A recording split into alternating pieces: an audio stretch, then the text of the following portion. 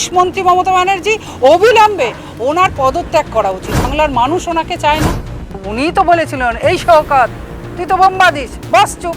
অভিষেক ব্যানার্জি আর মমতা ব্যানার্জির একদম তিহার যাত্রা শুরু হয়ে যাবে। মুখ্যমন্ত্রী নিজেই তো এই বোম বাঁধার বড় কারিগর। সবুজ ফাইলে এমন কিছু ছিল, ভাইপোকে বাঁচানোর একটা প্রয়াস, ওনার সন্তানকে যে বাঁচাতে হবে, তাই তো তিনি ওই সন্তান স্নেহে ওই সবুজ ফাইল আঁকড়ে ধরেছে। তো সারা বাংলার মানুষ দেখলো। পাকিস্তানি জেহাদি জঙ্গি সংগঠনের থেকে ওনার নির্দেশ আছে, ওই নির্দেশ অনুসারে উনি কিন্তু এই কাজগুলো করছেন। নাহলে এটা সম্ভব কখনো? এটা কখনো সম্ভব? যেমন লাদেনকে যখন ধরতে গিয়েছিল, লাদেনের ওই জিহাদিরা যেভাবে মানে সরকারি কাজে বাধা দেওয়া, এই ধরনের জিনিস, এই চৌর্যবৃত্তি, এগুলো কোথা থেকে? এইসব পাকিস্তানি কাশ্মীর জেহাদিদের থেকেই ওনার নির্দেশ, ওই নির্দেশ মোতাবেকই উনি এই কাজ করেছেন। এদের অনুসরণ করেই উনি চলছে। আর এই বাংলাদেশ, পাকিস্তান, আজকে পাক অকুপাই কাশ্মীর, এই সমস্ত জায়গা থেকে এই জেহাদিদের সমস্ত নির্দেশগুলো, আর সেই জিনিসই আজকে পশ্চিমবঙ্গে উনি মানে প্রতিষ্ঠিত করতে চাইছে। উনি ওই জিনিস করতে চাইছে এখানে পশ্চিমবঙ্গে। আজকে উনি যে কাজটা, এই যে ধরনের কাজটা করে দেখালো, আজকে বিশ্বের দরবারে আমাদের মাথা হেঁট, বিশ্বের দরবারে মাথা হেঁট। উনি মুখ্যমন্ত্রী হিসেবে, পুলিশ মন্ত্রী হিসেবে, আজকে উনি পুলিশ মন্ত্রী, কিন্তু সত্যি কথাই যে আমাদের পশ্চিমবঙ্গের আজকে প্রশাসন, পুলিশ, আজকে তাদের উপরে আমাদের কিন্তু এখনও আমরা আস্থা রাখি। কারণ তাদেরকে হয়তো মানে কাজ করতে দেওয়া হয় না, সঠিকভাবে কাজ করতে দেওয়া হয় না, তাদের উপরে অনেক দ্বিচারিতা চলে। তার জন্য কিন্তু অনেক সময় তারাও কিন্তু সঠিক ভাবে যেটা ন্যায্য সেটা করতে পারে না। কিন্তু আজকে তাদের প্রতি আমাদের এখনও আস্থা আছে। আমি বলবো যে এই মুখ্যমন্ত্রী মমতা ব্যানার্জি, পুলিশ মন্ত্রী মমতা ব্যানার্জি অবিলম্বে ওনার পদত্যাগ করা উচিত। ওনার কোনো পদে, কোনো কিছুতে ওনার থাকার আর অধিকার নেই। বাংলার মানুষ আর চায় না ওনাকে। আর উনি বুঝতে পারছেন না বাংলার মানুষ ওনাকে চায় না। উনি তো, ওনার সবটাই নাটক। উনি তো নাটক দেখেছেন। উনি আজকে আমাদের সনাতনীদের সরস্বতী মন্ত্রের উচ্চারণ শুনেছেন। আজকে বিভিন্ন ধরনের ওনার কথাবার্তা, 1.5 কেজি ওজনের বাচ্চা, অনেক বিভিন্ন, রাকেশ রোশন চাঁদে গিয়েছিল, হ্যাঁ, এই ধরনের কথাবার্তা মানুষ শুনেছে। ওনার এগুলো জানি না, এগুলো ওনার কি নাটকীয়তা, না মানুষের চোখে একটা আই ওয়াশ করার ব্যাপার যে উনি এই ধরনের কথাবার্তা বলেন? দেখুন, ঠাকুরঘরে কে, আমি তো কলা খাইনি। আজকে ব্ল্যাক ম্যাজিকের কথাটা আসছে কোথা থেকে? এটা তো আমরা যেন নতুন শুনছি। ব্ল্যাক ম্যাজিক, এটা আবার কি হচ্ছে? যে আজকে রাজনীতির ক্ষেত্রে, আজকে আমরা রাজনীতি করছি বা উনি রাজনীতির একটা, আমাদের বিরোধী দল হিসেবে ওনারা আছেন, কিন্তু ব্ল্যাক ম্যাজিকের কথাটা আসছে কোথা থেকে? উনি এই ব্ল্যাক ম্যাজিক, এই ধরনের জিনিসে উনি যুক্ত আছেন বলেই তো উনি এই কথাটা বলছেন। নাহলে ব্ল্যাক ম্যাজিকের কথাটা আসছে কোথা থেকে? উনিই তো বলেছিলেন, এই শওকত তুই তো বোম্বা দিস, বস চুপ, চুপ কর। এই তো ওনার কথাবার্তা দেখুন, ওনার এই যে কথাবার্তা, ওনার যে সাকরেদদের সঙ্গে কথাবার্তা থ্রোয়িং একজন মুখ্যমন্ত্রী হিসেবে, তো ওনার তো জানেই তো, উনি তো এদের নিয়েই ওনার পরিবারটা ওনার এদের নিয়েই, এই শওকত, আরাবুল, এদের নিয়ে ওনার পরিবার। তো উনি আজকে বুথে রিগিং কারা করে? রিগিং কারা করছে? আজকে এই 14 বছর ধরে রিগিং করেই তো উনি আজকে গদিটা বাঁচিয়ে রেখেছে। তাই তো ওনার আজকে ভয়। আজকে সমস্ত কিছু তো উনি ভয় পাচ্ছেন কেন? আজকে আপনারা দেখেছেন এসআইআরে যেভাবে আজকে 58 লক্ষ নাম বাদ গেছে অলরেডি, আরও যাবে বাদ, আরও নির্বাচন। উনি নির্বাচন দপ্তরের কাজে সন্তুষ্টি হবেন কেন? আজকে নির্বাচন দপ্তর যখন একদম পুঙ্খানুপুঙ্খভাবে যে কাজটা করে দেখাচ্ছে, আজকে উনি তো বুঝতে পারছেন আজকে রোহিঙ্গা প্রীতি, আজকে জামাত প্রীতি, জেহাদি প্রীতি, তাদেরকে দিয়েই তো উনি গদিতে বসে আছেন। যারা বেড়া জাল, এই যে পার্থ, অনুব্রত, অপা, এই যে সব তিহার জেলে সবাই ঘুরে এসেছে, এবার তো পালা মুখ্যমন্ত্রীর, উনি ওই জন্য বুঝতে পারছেন, উনি নিজেও হাল ছেড়ে দিয়েছেন যে উনি আর পারবেন না, আর পারছেন না। তাই উনি কি করবেন দেখুন, দিশাহারা। নাহলে উনি ওইভাবে একটা ইডির কাজে বাধা দিয়ে উনি ফাইল নিয়ে চুরি করে ছোটে, এটা সারা বাংলার মানুষ দেখবে? এইটুকু জ্ঞান উনি হারিয়ে ফেলেছেন, এই জ্ঞানটুকু উনি হারিয়ে ফেলেছেন। তো ওনার তো মনে হয় না যে আর উনি নিজেও বুঝে গেছেন ভাইপো পিসির এইবার পালা তো ভাইপো পিসির।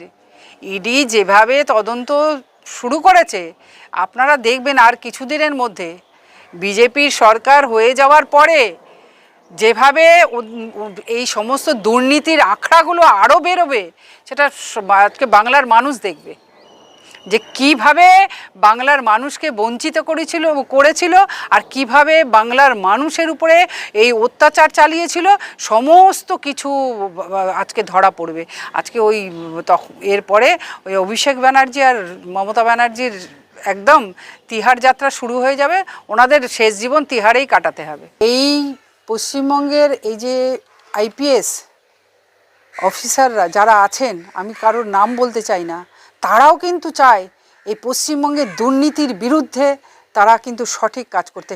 তারাও চাইছে বিজেপি আসলে আজকে দুর্নীতি যারা করেছে তাদেরকে ওরাই জেলে পুড়বে, আগে পুড়বে, কারণ তাদের কাছে সব লিস্ট রয়েছে, তো সমস্ত লিস্ট রয়েছে। তারাও এখন সময়ের অপেক্ষা, শুধু সময়ের অপেক্ষা। বিজেপি আসলেই দেখতে পারবেন আপনারা যে এই পুলিশের অফিসাররা আজকে যারা এই দুর্নীতিতে যুক্ত তাদেরকে কিভাবে এক একজনকে ধরে ধরে ঘাড় ধরে ধরে শ্রীঘরে ঢোকাবে। শ্রীঘরে জায়গা হবে না, শ্রীঘরে জায়গা দিতে পারবে না আর কিছু। হ্যাঁ একদম। আর কিছু আমি নাম বলছি না, তৃণমূলের বড় মাপের নেতা তারাও বলছে যে আপনারা আসছেন কবে, মানে 26-এ কীভাবে কত ভোটে আসছেন, কটা সিট নিয়ে আসছেন। মানে আমরাও চাইছি এই দুর্নীতির সরকারটা এখনই একদম ধুলোয় মিশে যাক। আজকে মুখ্যমন্ত্রী মমতা ব্যানার্জি, অভিষেক ব্যানার্জির যে দুর্নীতি আজকে করেছে, তারাও কিন্তু তাদেরও আজকে কিন্তু কোণঠাসা, তারা হয়তো সামনে বলতে পারছে না, কিন্তু বিজেপি এলে তারাও মুখ খুলবে। প্রত্যেকে ছোট একদম গ্রাস রুটে প্রত্যেকে দিদি আমরা আছি, দিদি আমাদেরকে এখনই বলছে, আমাকে বলছে আমরা আসতে চাই। তাহলে বুঝতেই পারছেন আজকের বড় নেতা থেকে একদম গ্রাসরুটের সমস্ত কর্মীরা পর্যন্ত আজকে এখনই চাইছে যে তারা এই দুর্নীতিবাজ, এই লুম্পেনবাজ এই সরকারটা এখনই পর্যদস্ত হোক। ওনার স্থান হবে নয় তিহার, আর না হলে বাংলাদেশ। ও কিছুদিন আগে আপনারা শুনেছেন এক জঙ্গি নেতা বাংলাদেশ থেকে তাকে বলছে, মানে সত্যি বলতে খুব লজ্জা হয় যে দিদি তুমি চলে আসো, তোমারে বিয়া করব। এ কী ধরনের কথাবার্তা! আজকে মুখ্যমন্ত্রী এই জঙ্গিদেরকে আজকে একজন বাংলাদেশ থেকে বলছেন যে আজকে এই পশ্চিমবঙ্গ আজকে আমাদের দখলে আনতে হবে। মুখ্যমন্ত্রী মমতা ব্যানার্জি সেটা করুক, মুখ্যমন্ত্রীকে সরাসরি নাম করে বলছে, তাহলে বুঝতেই পারছেন। তো ওনার আজকে বিজেপি সরকার 5ই মের পর যখন বাংলায় আজকে বিজেপি সরকার গঠন হবে, তখন ওনার জায়গা কোথায় হবে? সহজ কথা, নয় পাকিস্তান, নয় বাংলাদেশ, আর নয় তিহারে। নিয়েই তো উনি যে এতদিন ধরে এই সরকারটা চালিয়েছিল, ওনাদের মদতেই তো চালিয়েছিল। এরপরে ওই সরকার, তারপরে আরও কারা কারা আছে, তারা বোম শিল্প অনেক কিছু করে গেছে পশ্চিমবাংলায়। এবার বাংলাদেশ পাকিস্তানে বসে বসে আরও ভালো বোম বানানো, উনি তো বড় কারিগর শিল্পী। মুখ্যমন্ত্রী নিজেই তো এই বোম বাঁধার বড় কারিগর। আরও ভালো করে কি করে ভারতকে ধ্বংস করা যাবে, আরও কি করা যাবে সেটা করবে ওখানে বসে বসে, আর তার জবাব ভারত দেবে। এই মুখ্যমন্ত্রী মমতা ব্যানার্জিকে কিন্তু আমরাই মুখ্যমন্ত্রী পদে বসিয়েছি। আজকে উনি যে কাণ্ডটি ঘটালেন, এই যে ফাইলটা চুরি করে আজকে বিশ্বের দরবারে আজকে বাংলাকে কতটা হেট করে দিল। এরকম বহু ঘটনা আমরা দেখেছি যে আজকে উনি বিভিন্ন ধরনের কথা, ওনার কুরুচিকর কথাবার্তা বাংলাকে প্রতি ক্ষেত্রে প্রতি মুহূর্তে বাংলাকে হেট করেছে। আজকে আরেকটি নজিরবিহীন ঘটনা আজকে মুখ্যমন্ত্রী আজকে ঘটালেন। এই যে সবুজ ফাইলে কি এমন ছিল?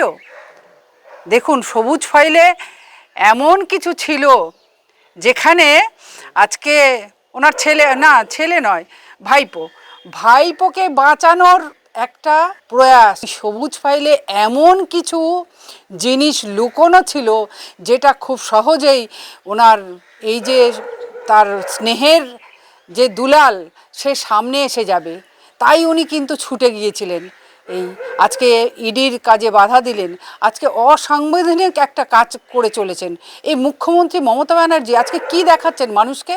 আজকে ওনার এই লুম্পেনরাজ, এই গুন্ডারাজ, আজকে তাদেরকেও কিন্তু আজকে দেখিয়ে দিল যে এই ধরনের একটা যেখানে মুখ্যমন্ত্রী যদি এই কাজটা করতে পারে, আর তাহলে ওনার তো যে সাগরেতরা তো খুব সহজেই এই জিনিসটা খুব সহজেই খুব সুন্দরভাবে ব্যাপারটা নেবে।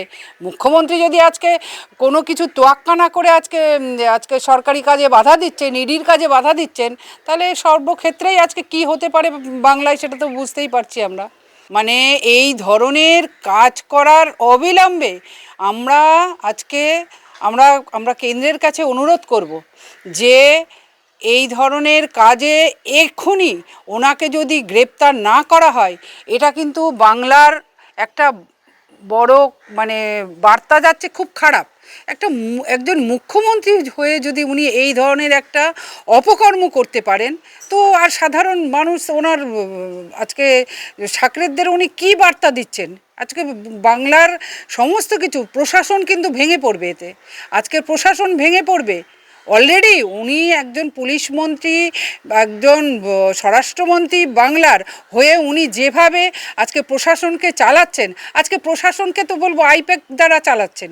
উনি ঠুটো জগন্নাথ হয়ে বসে আছেন। আজকে আইপ্যাকের মতন একটা সংস্থা, একটা বিদেশি সংস্থা আজকে পশ্চিমবঙ্গকে চালাচ্ছে। এটা আজকে আইপ্যাক যে চালাচ্ছে সেটা তো বাংলার মানুষ। কারণ ওই যে প্রতীক জৈনের বাড়িতে আজকে দেখুন নীল লাল সাদা কোনো ফাইল নিলেন না, কিন্তু উনি কিন্তু ওই মানে টার্গেট সবুজ ফাইলটাই কিন্তু তুলে নিয়ে এলেন। ওই সবুজ ফাইলের মধ্যেই কিন্তু আজকে ওনার এই যে অনুব্রত থেকে, পার্থ থেকে, অপা থেকে, এই যে এদের কুকীর্তি, ওদের কেলেঙ্কারি সমস্ত কিছু তো রয়েছে। তার জন্য তো তারা তো তিহার জেল খেটেই এসেছে। এবারে পরের লাইনে তো রয়েছে ওনার মানে সোনায় সোহাগা ভাইপো। হ্যাঁ, তো ওনাকে এইবার তো যেভাবে তদন্ত শুরু হয়েছে, তাতে করে অভিষেক ব্যানার্জির খুব শিগগিরই শ্রীঘরে যাওয়ার রাস্তা তৈরি করছে।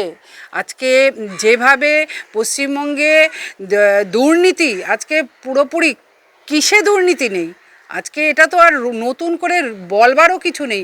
আজকে কয়লা চুরি, সোনা চুরি, বালি চুরি, আজকে সিন্ডিকেট সমস্ত কিছুতে মানে পুরোপুরি একটা চুরির উপরেই আজকে পশ্চিমবঙ্গকে উনি দাঁড় করিয়েছেন। আর কি করছেন উনি? ভাতা দিচ্ছেন, বিভিন্ন রকম ভাতা। আজকে কন্যাশ্রী, যুবশ্রী। এবার তো ওনাকে এর পরে আমরা তো মানে 5ই মে আজকে উনি তো ওই 14 তলায় মুখ্যমন্ত্রী, উনি তো থাকবেন নাই। তো উনি 14 তলার মুখ্যমন্ত্রীকে সেদিন দেখতে হবে ওই নবান্নের গেটের বাইরে এসে, যে আজকে ওনাকে আমরা আজকে মিথ্যাশ্রী উপাধি দেব। আমার আপনার টাকা, আমার আপনার ট্যাক্সের টাকা মানুষকে প্রতি এই মুখ্যমন্ত্রী এমন মানে সত্যি অসভ্য বেহায়া একজন মুখ্যমন্ত্রী।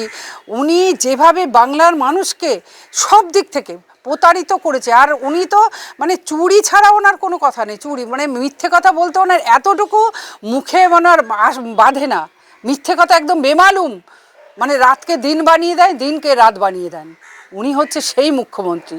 আজকে সত্যি কথা আমরা পশ্চিমবঙ্গবাসী হিসেবে আমরা লজ্জাবোধ করি, কারণ অন্য আদার স্টেটে গেলে এই পশ্চিমবঙ্গে মুখ্যমন্ত্রী মমতা ব্যানার্জির নাম শুনলে লোকে হাসে। উনি হিন্দু সনাতনীদের দেখুন যেভাবে উনি মানে সমস্ত কিছুতে কলঙ্কিত করেছে উনি। আজকে উনি কোনো দেখবেন কোনো হিন্দুদের কোনো আজকে দেবদেবীর মন্দির বলুন, আজকে লক্ষ্যকণ্ঠে গীতা পাঠে ওনাকে তো আমন্ত্রণ করা হয়েছিল, উনি গিয়েছিলেন কিন্তু উনি যাননি। কারণ হ্যাঁ ওনার ভয়, কারণ উনি লক্ষ্যগ্রন্থে গীতা পাঠে গিয়ে, গীতা হচ্ছে মানুষের মধ্যে পবিত্রতা, মানুষের মধ্যে শুদ্ধতা থাকলেই তবেই সেই গীতার বাণী শুনতে পারে। গীতা মানুষকে সঠিক পথ দেখায়, গীতা মানুষকে সঠিক লক্ষ্যে পৌঁছায়। তা মিথ্যে কথা বলে গীতাকে ধরা যায় না। কিন্তু উনি যাবেন কিভাবে? উনি যাবেন কোথায় যাবেন? উনি যাবেন হিজাব পরে নামাজ পড়তে, ফুরফুরা শরীফে যাবেন, উনি যাবেন মসজিদে যাবেন, উনি তো এটা করবেন। উনি আজকে আমাদের তো প্রশ্ন, উনি মমতা ব্যানার্জি, উনি আদৌ উনি ব্যানার্জি কিনা এটা আমাদের প্রশ্নচিহ্ন। এ তো আমরা বহুবারই বলেছি।